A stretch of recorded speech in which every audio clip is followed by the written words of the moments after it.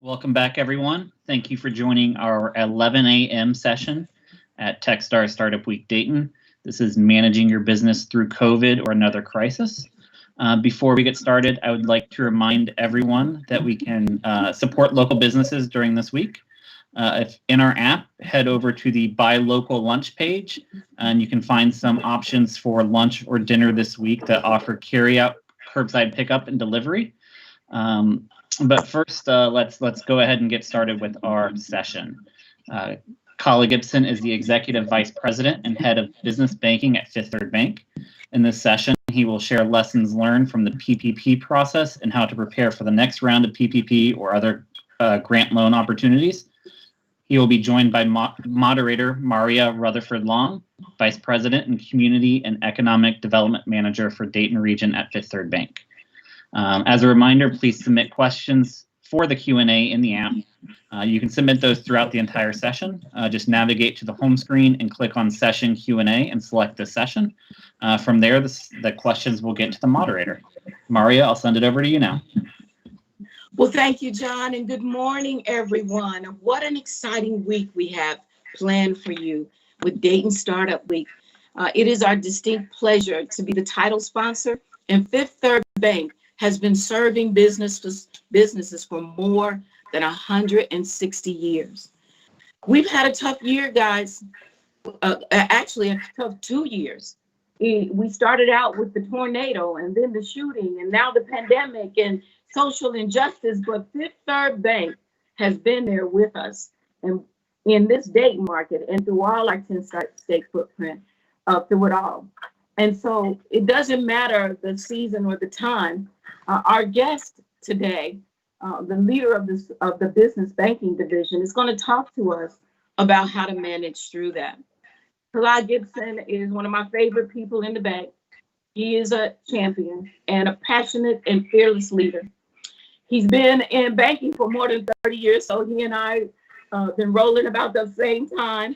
The wonderful thing about Kala is that he is very, very, very passionate about growing businesses, small businesses, and it is really important to him that we stand alongside of the businesses in our communities to help strengthen our communities. The banking division, we have over 1,155 banking centers in 10 states, and it has been a strong undertaking that we've come forth in this pandemic. We've got all kinds of programs, and you can go to 53.com and under business banking, and you can find more information about what we do. But let me tell you a little bit about Kala. He is a graduate of undergrad of, and I didn't write it down, gosh, guys, but I know he's a Spartan. He got his MBA from Michigan State, and we're in Ohio, Kala, so go back. And he also is the board president of MORTAR, which is an urban entrepreneur organization, much like the Entrepreneur Center. He's the past president and national board member of the Urban Financial Services Coalition. And Kala, I was on the team here in Cincinnati, so I remember Doris very well. Also, he's a board member of the National Minority Supplier Development Council.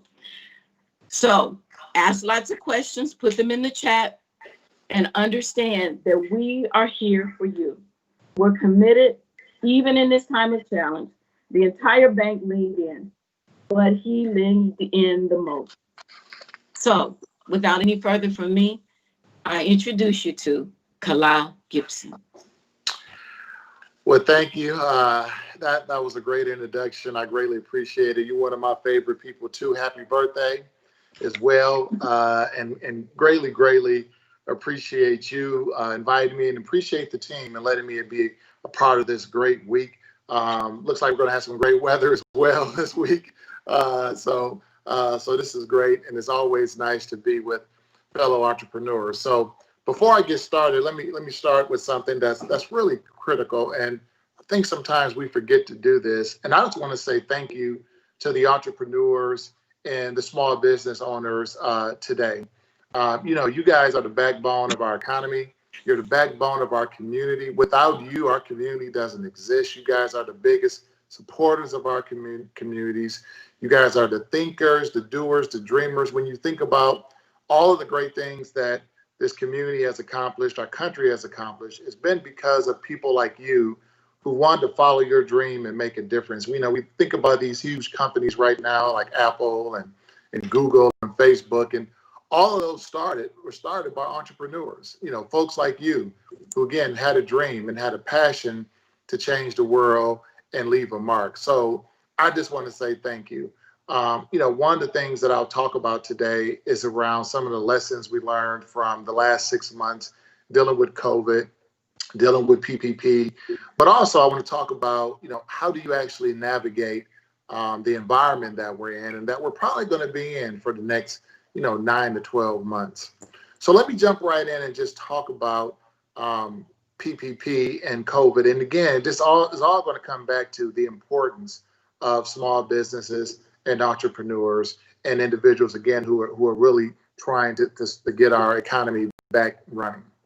So when PPP was launched, one of the things that was interesting, and again, being head of the division for business banking, I was knee deep.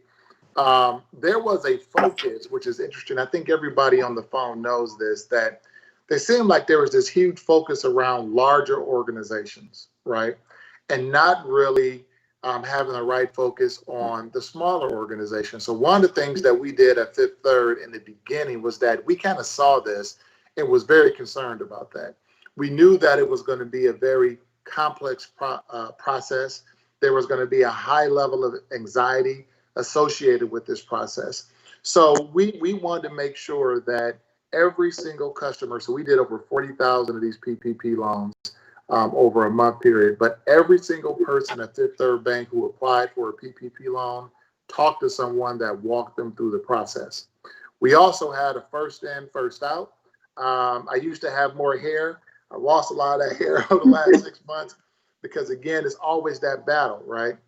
And it was so critical that we get capital to our small businesses and our entrepreneurs, again, because they were the ones that were going to keep the doors open of restaurants, other retail small businesses, and things, quite frankly, that people need, necessities that people need. And so it was really critical that we supported you guys. So, but now let's talk about what actually happened, right? So that didn't happen that way throughout the entire industry and our country. And one of the reasons that occurred was that we continue as small business owners, and I put myself in that category where I'm dedicating my life to supporting entrepreneurs and small businesses. So I'm on the side with you. I'm on the side of the fence with you guys. So I'll reflect and talk about us because we're in this together. But one of the things that I noticed, and I spoke with a lot of small businesses, was that the reason why they were pushed out and didn't get in right away was because of the lack of information, access to capital, most importantly was relationships. So everyone thought at that point in time that they had a really strong relationship with their financial institution. So sometimes our definitions of relationships are different. It could be with the CSR, the teller, it could be with the financial center manager. But what we realized that in times of crisis, those relationships that we thought we had wasn't there. And so the number one thing that I learned from PPP, and I hope that everyone else has learned, and this is something that we were taught probably at a young age in kindergarten, which is the importance of relationships, to make sure that you have not just passing relationships, but really deep relationships where you've been in the trenches with this individual before. Because again, you never know how people are going to react in a time of crisis. One of my favorite quotes, and I say this, and I'm in the banking industry, and I've been in the banking industry for 30 years. So one of my favorite writers is Mark Twain. Mark Twain had a quote that a banker is the type of guy that will give you his umbrella when it's not raining and take it back as soon as it starts to rain.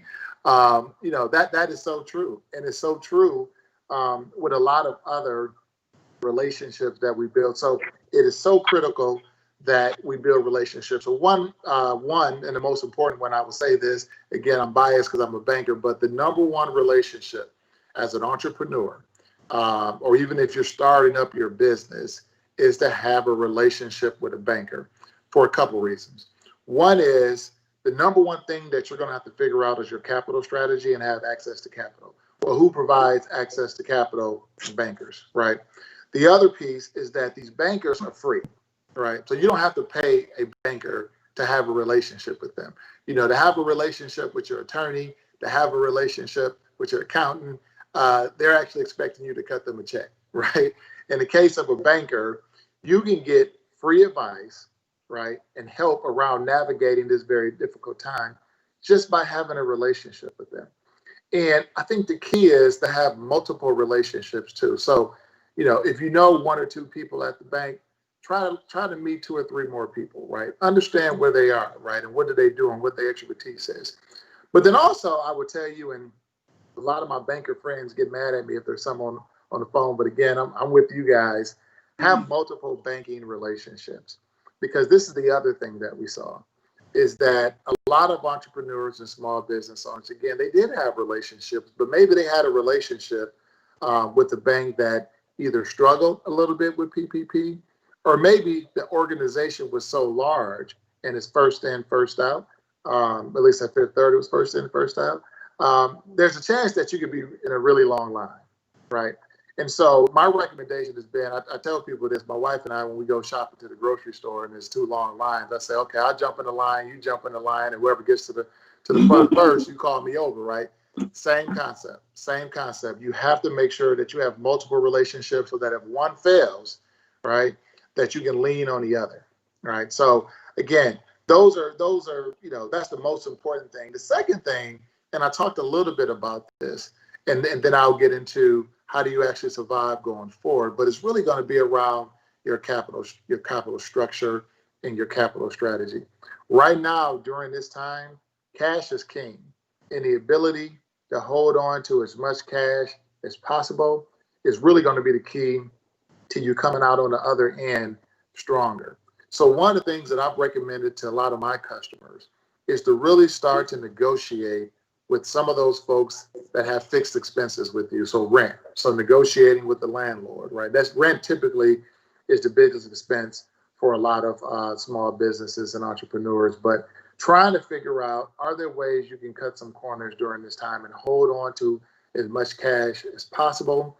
I also think it's really important that you fully understand your numbers and where you're set, because one of the things that also happened during PPP is that the money went so fast that everybody wasn't in a position to have their paperwork ready and even have an understanding of what was needed. In our community, we have what we call small business community lenders here at Fifth Third. We have a lender that actually literally goes out and was bringing people into the bank and working with them to be able to get the paperwork that they needed and to make sure that they fully understood where they were from a financial situation. Because again, when you're moving in this environment, it's really critical that you be able to answer those key questions.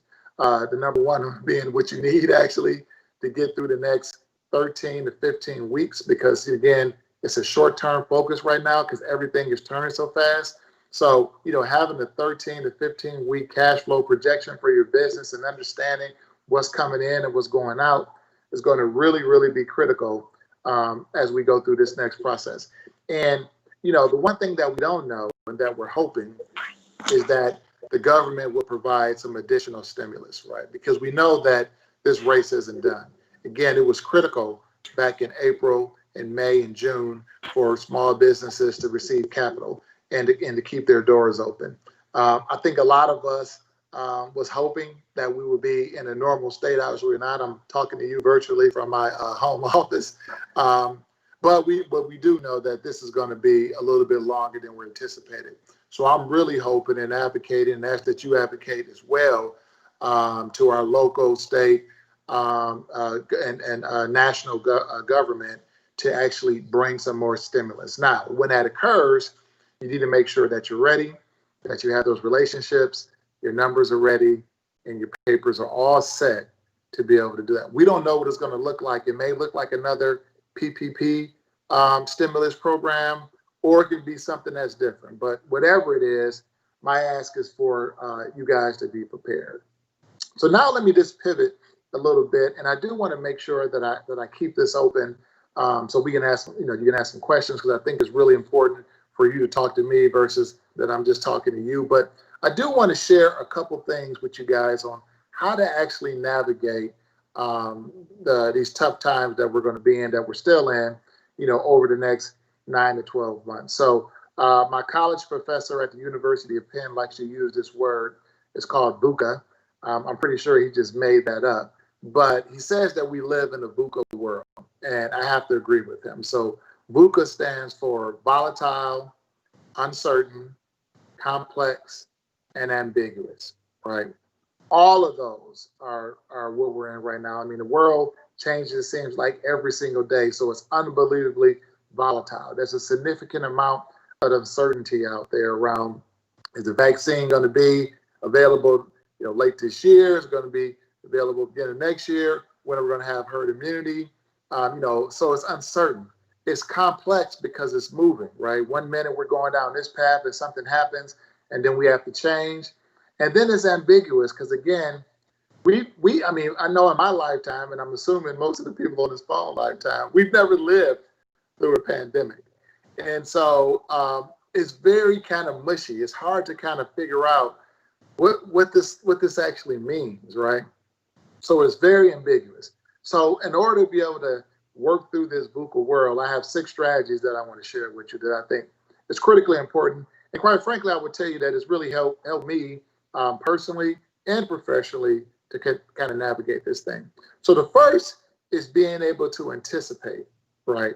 Being able to see around corners and interpret what I call very weak signals. So the ability to amplify kind of what you're hearing. So I give you an example.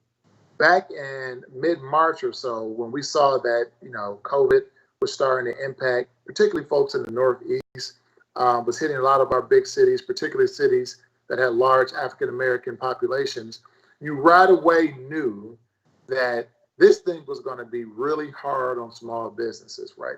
So you started to figure out and think about, what is it that, as an organization that's Fifth Third, that we would need to do to support our small businesses? And that's when we kicked in right away and said, hey, we're going to waive payments, right? So we had 90-day deferrals, so interest and principal, like immediately, just have a conversation with us and we got it done.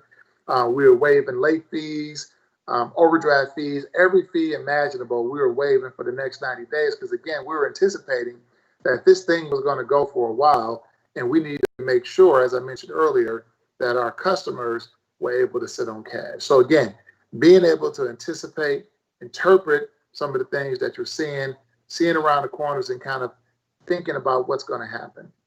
One of the big things that's going to occur in the next, 40 some odd days is that we're going to have an election.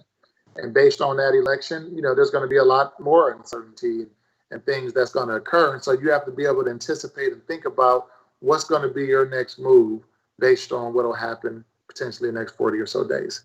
The other is challenge, right? And gain other perspectives. So, one of the things that I always talk about that comes with age, and we like to call it wisdom, but actually it's perspective, right?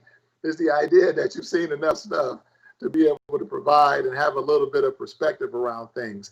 But I think it's critically important at this time for you to really challenge the status quo and try to gain other perspectives. What I mean by the status quo, I mean challenging your current way of thinking, right? A lot of times we get into a rut where everything we see, we kind of filter it through our own filter. The filter never changes. The older you get, the harder that filter is, right? And the idea, though, is to really challenge your thinking and gain additional perspectives that'll allow you to be able to maybe, again, take a different look at where you are today, where your business is today, and where it needs to be, 3 to 6 months from now. The third one, again, and it's kind of interesting because I talked about anticipating and interpreting, but now it's about, once you anticipate and interpret what's going to happen next, how do you actually put your plan in action to use those signals and to start to move? So again, I'll use an example with PPP. There were so many decisions, again, very complex, very ambiguous again.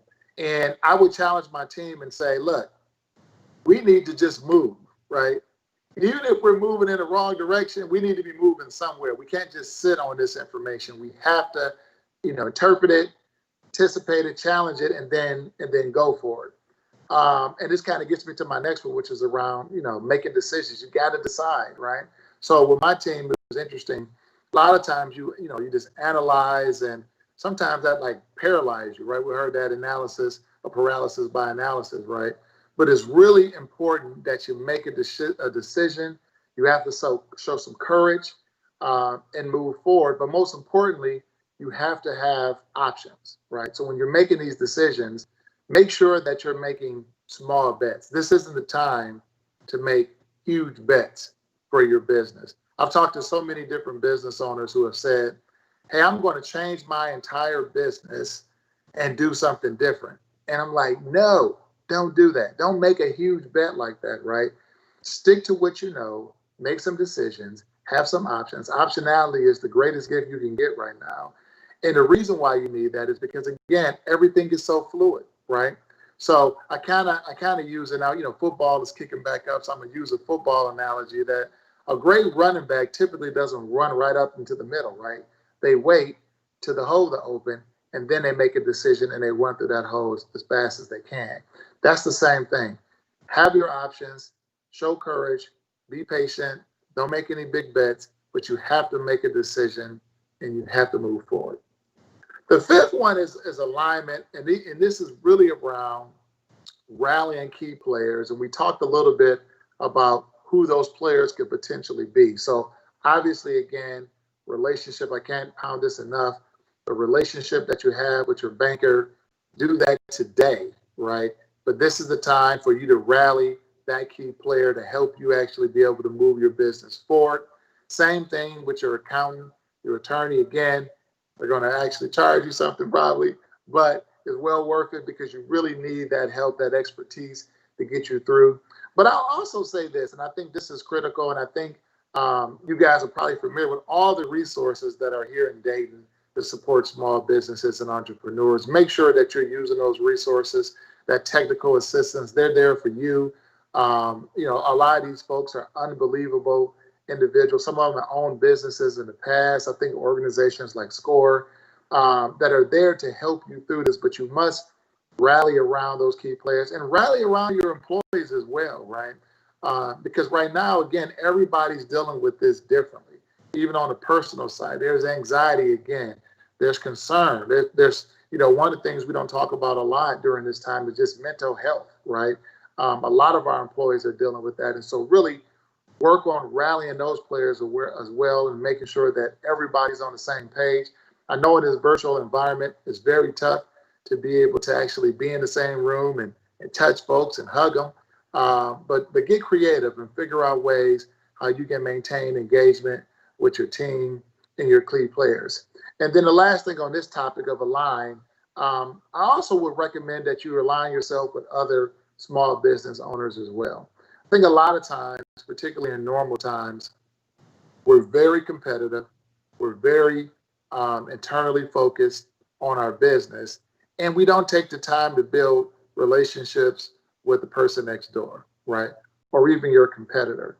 One of the things that I've seen here in Cincinnati is that there's been numerous businesses that have come together, entrepreneurs who said, hey, we're better together, right? And in some cases, they're not necessarily combining their businesses together, but they're coming together to start another business, right? So I think there's a lot of those opportunities for you to make sure that you're partnering and building those relationships with fellow entrepreneurs. They're going through the same thing. And I think that, when you're going through something like this, it's just really critical that people are with you. They're experiencing the same thing. And a lot of times great ideas can come out of that. And then the last thing, which actually is probably one of the most important, I could have started with this one, which is to learn, right? To continuously learn and develop, right? Because every day I try to be better than I was yesterday. Every day. I mean, that's my challenge. That is my challenge every single morning, to be a better person than I was yesterday and take one day at a time. But I've learned a ton from this, right? And the key is when you learn something, you have to put it into action again. You have to be creative. You have to figure out how can you create a learning environment for your employees? Because again, this environment that we're in is just going to make us stronger. I mean, we're going to come back even stronger. One of my favorite artists and actors is Denzel Washington. And a couple of years ago, I was blessed to be at the NAACP Image Awards when he received his award. And the thing he talked about was that ease is the greatest threat than hardship to progress, right? So that meaning that when things are easy, that's the biggest threat to progress and to us moving forward. Hardship and hard work are the things that make us better. And this environment that we're in and all the things that you guys are doing and will continue to do to keep your businesses running, you are going to be stronger. You get out of this. So I want to end on this, and I think this is critical, and this is kind of how I started, which is, again, just thanking you guys for being who you are. You know, people challenge me all the time, and they say, hey, you know, why don't you open up your own business and become an entrepreneur? And I tell them, I said, entrepreneurs are special type of people. And I just don't have that, right? Again, you guys are dreamers, thinkers, doers. I mean, you are movers. And I'm blessed just to be a fan and to support you guys and do everything I can to help you. Don't stop dreaming. When somebody tells you no, you find another way to get back up and push through those barriers because you're needed. You're needed. You're the most important part, again, of our economy and our community. And without you guys, it just wouldn't work, right? So move forward. And with that, I will open it up. I guess we can open it up for questions. Thank you so much, Kala. Thank you, thank you, thank you. You said that you weren't an entrepreneur, but you are special. And I'm telling you guys, I watched him for the past 6 months.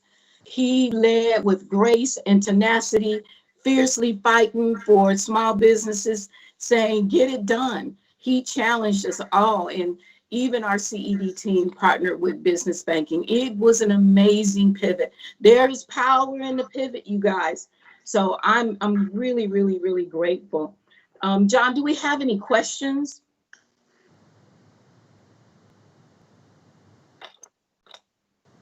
We do not have any questions from the audience yet. As a reminder, audience members, in your Socio app, there's a link for session Q&A where you can submit questions directly. So please go ahead and submit any questions you have for our speakers in there. All right, I have a few. I love the 6 points that you made about the importance of making sure that you do these things. And I love the part about the team, to have your bankers, a lawyer, an accountant. Is there anybody else that needs to be a part of that dream team? Yeah, no, and that's a great question, because I think a lot of times we think about our dream team, again, being professionals, right? So the banker, the accountant, the attorney. But again, I think it's critical just to have peers, right? Peer advisors, peer mentors. There's some good friends of mine who actually are small business owners, and they get together on a regular basis and just talk about the challenges that they're seeing. So I think it's important that you extend it past the professionals, the paid professionals, and really take this opportunity to kind of include in your board of directors, right? Your personal board of directors, some peers. Wonderful, wonderful. I also noted that you are the board chair of MORTAR. And in Dayton, we work very, very closely with the Minority Business Partnership, the Minority Business Assistance Center, Community Action Partnership. We created a program called Ascend, and we have a consultant, Don Eric Black, that works with us. Can you tell us a little bit about how MORTAR has been managing through this pandemic? Yeah, so what's been interesting. So let me just talk a little bit about MORTAR, just for those who may not be familiar with MORTAR. So MORTAR is what I call a urban entrepreneurship engine, right? And when I think about urban entrepreneurship is somewhat different than maybe some of the traditional entrepreneurship that we think about. So traditional entrepreneurship are folks who maybe have been in business. Maybe they worked at a bank, maybe they did something else, and they decided to take their knowledge and start a business, right? And a lot of times when that happens, they may have some capital already, they have some relationships that they've already built, they have a pretty good understanding of how a business is supposed to work. Urban entrepreneurship is that person who has a talent, right, and has a dream, but doesn't have any of the connections, they don't have the capital, and they just flat out have no idea how to get this done. They just know how to make cookies. They just know how to work with a computer, or they know how to market, right? I mean, they know how to do this thing, but they don't know how to monetize this talent that they have. They tried to go through traditional routes, and people have told them that they need more time, and they've become discouraged. So urban entrepreneurship is the opportunity for people to fulfill their purpose and their dream through entrepreneurship and their talent, their God-given talents. So one of the things that we do is that we work with neighborhoods, and we actually put people who are interested in this program through a training program. Now, in the past, that training program was in person. You would go through, things like 15 weeks or so of training, and then you would have a pitch night, and the person who won would get some money, some seed money, and in some cases may even get an opportunity for some contracts, depending on who the judges were, right? So we've had to pivot, and we had to do this virtual, and we had our first one a few weeks ago, and it was good. It was good. It was challenging because, again, it's always better to be in person to see folks. But again, we've had to pivot and think about, how do we deliver these services in a COVID environment? And quite frankly, it's needed, right? Because again, we need people to continue to strive and to build their businesses. And so we use the MORTAR platform to actually do that. That is a wonderful, wonderful, wonderful way to do it. And that is what I've seen us do here in this market as well, guys. With the Community Action Partnership and that program with the consultants there, we have a program called Ascend that we created 3 years ago. Don Eric Black and I were in the grocery store, and we said, how can we really help folks grow their businesses? What are the gaps? And so Ascend is designed to pull people in and assess. And then we're not going to play with you. We're going to hit you hard. We're going to say your legal house isn't in order. Your marketing house needs a lift. Or you're doing this great, but you need to work on this. And so for the past 3 years, we've been growing some businesses. I'll interview one of the businesses on Thursday. But it's really, really important that you are willing to open yourself up to someone looking in. You can't hide all of this. You're going to have to take all the stuff out the drawers. I don't care if it's dirty. We know everybody has a little dirty laundry. But we want to make sure that we go through it all so that we can put you in the best position for success. So you can always reach out to me to find out more about the Ascend program. And I know Don Eric is going to be on. He and Belinda will both be on this week. Kala, tell me about how we should prepare, how a small business should prepare for the next round of PPPs, if that is available to us. Yeah, again, we don't know what the next stimulus program is going to be. Again, really hoping that we continue to provide assistance for small businesses. But as mentioned earlier, as I started, make sure that your relationships are strong right now, right? Don't wait to the last minute to try to develop those relationships. Immediately go out, develop, create, expand those relationships. And again, make sure you understand your capital structure so you know what your ask is going to be and what you're going to need to actually get your business together. So the time is now to start prepping, because when it comes, it's going to come fast. Mm-hmm. And so I noticed that there were a lot of small businesses that were not able to apply because they actually didn't have their documentation. They didn't have their paperwork together. So that's why working with a technical assistance provider, you can have this list of things that you get together. I know John and the team are going to have a ton of experts this week to really, really take a look at how you can prepare for things like this. Because this is not the pandemic is only one crisis. Crisis is going to come. And how you ready and prepare yourself will determine how you come out of it. So thank you for that, Kala. John, are there any questions from the chat? We have a comment. So someone is very excited to see Maria again. Banking powerhouse. Again, if you have questions for our panel, head into the Socio app and that session Q&A session, and we can get those in right away. Thank you, John. So as I look at the ecosystem, the small business ecosystem, what do you see the trends maybe going forward, even after the pandemic? We don't know how long it's going to go, but we know that we have a strategy for when we are able to move back to our new norm or our next norm. If you could give us a little insight into that. Look, you're at the top of the house, and I know you guys have managed this tremendously. Can you share a little bit about what you're thinking? Yeah, I think there's a couple things that's actually occurred. So we talked about COVID already, right?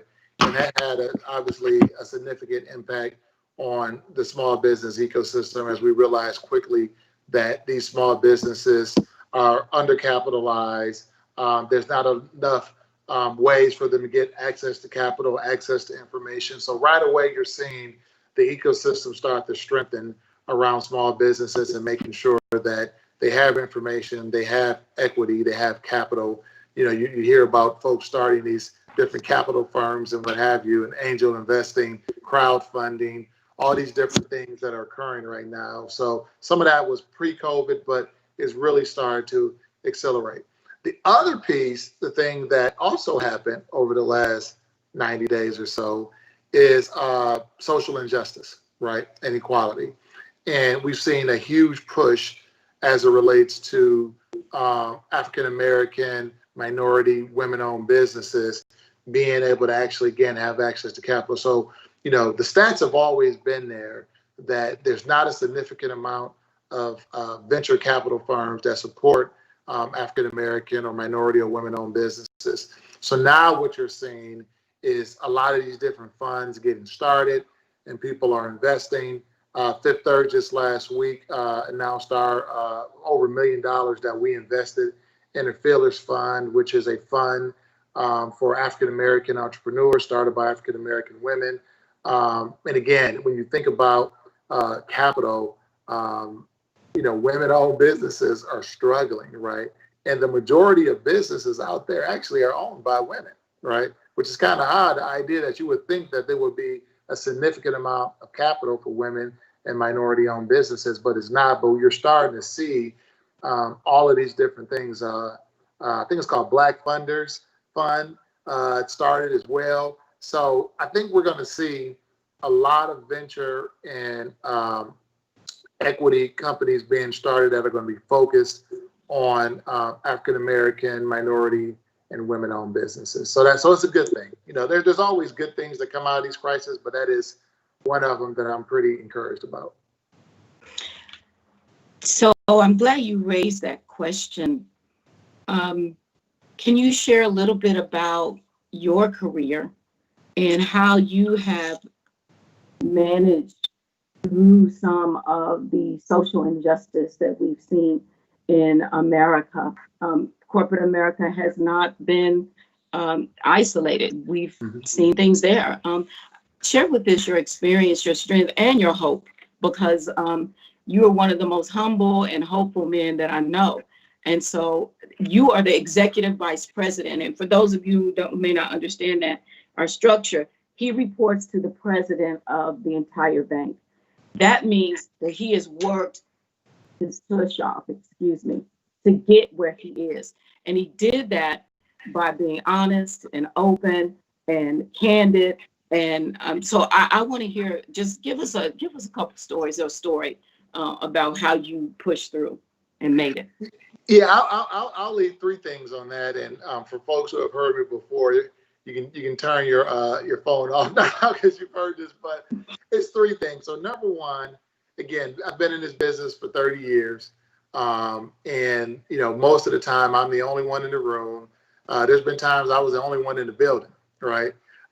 So one of the things that I had to learn was to be comfortable being uncomfortable, right? And I had to force myself to say that I matter, that I'm important, and that I should be here, right? So that's one. And that can be uncomfortable. Again, I grew up in Detroit, the inner city of Detroit. And so again, I just wasn't accustomed to that world. I didn't grow up that way. So that was one. The other thing is back to being authentic. So we talk about that, and back to your point. Again, from Detroit, I can only be who I am. I can't be somebody else. I try not to be one person at work and one person here. I mean, what you see within the four walls of Fifth Third Bank is what you'll see outside the four walls, because I would just go crazy. And I know a lot of times, folks that tell us you got to have two personas, and I just think that's too hard. I mean, people should respect you for who you are and what you bring to the table. And what you bring to the table is your diversity. And with diversity, again, as I mentioned earlier, comes perspective. And with perspective comes creativity. And creativity, innovation, and you can take that all the way down to dollars, right? I mean, all that stuff is connected. So the other one was around being authentic. And to your point, being humble as well. And then the last piece, again, and this is the part that I've talked about numerous times, it's just around purpose. And I mentioned this earlier that, I really do feel like this is my purpose in life, is to be here to support small businesses and entrepreneurs. The only thing I've ever wanted to be in my life was a banker since I was 7 years old. And I did everything I could to get to this point, to be in a position to be able to help. And so I think having that purpose and that drive and passion around this space has been able to allow me to break down barriers and do some things that I never thought I would be able to do. But when you have that behind you, right, it's incredible.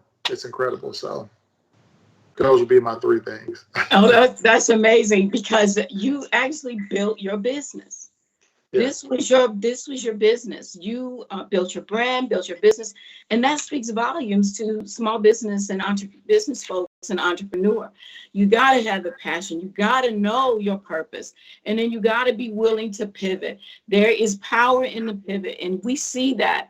We've been so resilient in this time. It hasn't beaten us. Americans are so amazing. There's one more question, and then John, I'll go to you and see if there's any questions, and then I'll come back to this. Yeah, I do have one now. How do you encourage founders to invest in building a solid foundation so they can apply and qualify for those various funding opportunities as they come up? So the question more, how do you encourage founders to build a foundation, or as a founder, how do you, is it more targeted toward the founder, or for the founder to be able to go out and?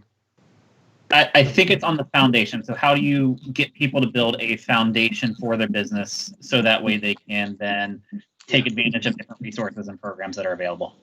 Yeah. Okay. No, that's great. One of the, that's a great question. Actually, I literally just had this conversation with someone about this. Is that again, as entrepreneurs and you're dreamers, you have a talent.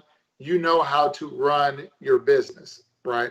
But sometimes you need somebody else to come in and help you as well, so that they can help you build that foundation and that infrastructure to do the business. So I'll give you an example. A good friend of mine is very good in front of people. I mean, he's outstanding in front of people. He can convince you to do anything, right? And not in a negative way, but he's just very good at understanding what it is that you need and getting you there, right? But he's a terrible operator. He's horrible, right? I mean, he cannot run his business, right? And so, trying to convince him to actually go and hire somebody or some folks to help with the inside of the business. So, one of the sayings is that, we're so busy running the business that we're not actually working, on the business, inside the business of how you actually make sure your financials are strong. Make sure that you're, when it comes to security, right? When you think about cybersecurity right now, I mean, I think, and I mentioned this earlier, one of the biggest threats that we're seeing right now is fraud and cybersecurity threats. So to make sure that your firewalls are tight, that your security as it relates to your data is strong, right? So if you don't have that, it is really critical that you spend that money and get that done. And then when you're applying for capital, either with a bank or a equity investor, they're looking for those type of things. They want to know, not only are you a good salesperson and a great visionary, but are you a good operator? And sometimes we can't be all three. So you got to figure out which one of the three works for you. And then you need to go find some folks to help you with the other two. Absolutely. I remember in the early 90s, we had this boom of contractors. I mean, their work was impeccable, but their books were a mess. And many of them went out of business. I mean, they would make the most beautiful homes, but when it came to coming to the bank, it's like they didn't have their documents. It was just really tough to see because they were so gifted. So that is such an important bit of information and wisdom to really, really know your strength and then hire somebody where you're not strong in. Karad, there's another question that I always ask people, and that is, this time, some people aren't going to make it. They may not make it. What can they learn from their failures to set them up when they want to start up again? There's lessons that come from failures. And thank you, John. I see that you have one more question, but there's lessons that come from failures. Any wisdom on that? I think the biggest thing, you're right. Everyone is not going to survive this. And so I made a comment to somebody the other day. I said, I can't recall ever failing at anything, right? And they were like, well, that's crazy. Everybody fails. And I say, yeah, we do. We make mistakes. Things don't work out. But I never really view it as a failure. I always view it, again, as a learning lesson. Yes. I view it as an opportunity. So my advice would be that if it doesn't work, view it as a learning opportunity. View it as an opportunity to come back even stronger. The one thing about failure and the word failure is defeating. And it causes you to kind of put your head in the sand and go and cry and all that stuff, right? And you can do that. There's nothing wrong with that, right? We're human beings. But look at it as a learning opportunity for you to be better coming back. You know, I use way too many sports analogies. And again, I'm a Detroiter, so I'm a Detroit Pistons fan. I hate the Chicago Bulls. And I hate Michael Jordan even more, right? Just because I'm a Detroiter. But the one thing that I appreciate from him is that all those times we were beating him up, right? He didn't look at that as failure. He looked at that as an opportunity to learn and then thus becoming, the greatest basketball player of all time, winning 6, straight championships. So, there's just opportunities and failure, and to view it that way, and you'll be good. Absolutely. That is wonderful. Great, great wisdom. John, what's our question?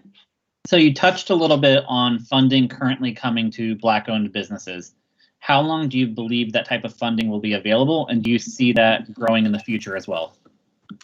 Yeah, I am concerned. I'm always concerned about these type of activities, right, where people are fired up. We're marching, we're protesting, and then all of a sudden something else happens and our attention spans change and we look up and all the stuff that we said we were going to do didn't happen. I'm hoping that this time is different because, again, there's money, there's real money that are backing these ventures. And again, and you're seeing them and they're going strong. I think about the Entrepreneur Color Fund that we partnered with Chase Bank actually on and other organizations. I mean, those funds continue to get investments. They continue to grow.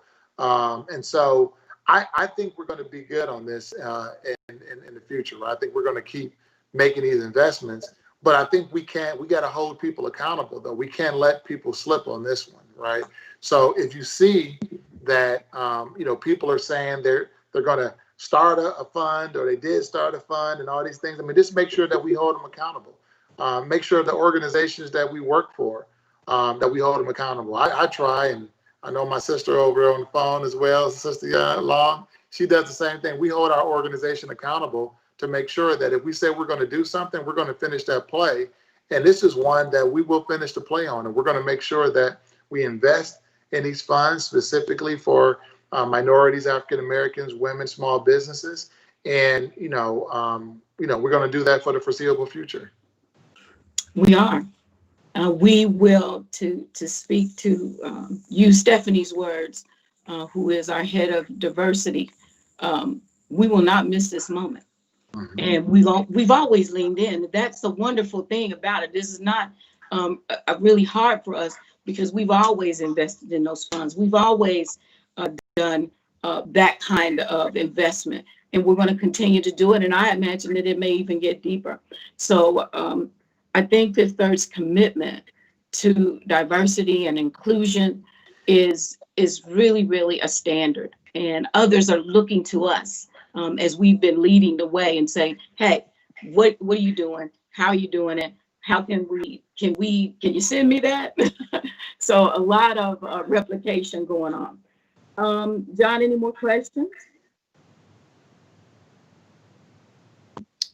I do not have any more questions on my end. Okay. Well, we're at 11:50, and I'm going to just take this time to ask Kala for any last words of wisdom. I want to let you know that you can go to businessbankingon53.com to learn more about our programs. And you can also join us again on Thursday. It will be with one of our business bankers as well as one of the businesses that we work with on Thursday at 11 a.m.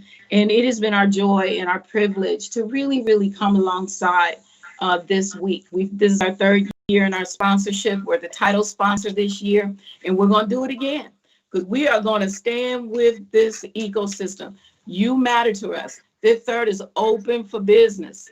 And if we don't have the answer, we're going to refer you to it, or we're going to research it and get it for you. That's how committed we really, really are. Kala, I'll give you the last words. Yeah, no, thank you again. I mean, this has been a great hour. I've really enjoyed this. I'm looking forward to when we get back to normal times. You guys will invite me back because I would love to actually meet the folks who are on the call. I think my last thing is kind of how we started, which is that don't give up. Don't give up. I mean, you guys, again, are critical to our economy and our community.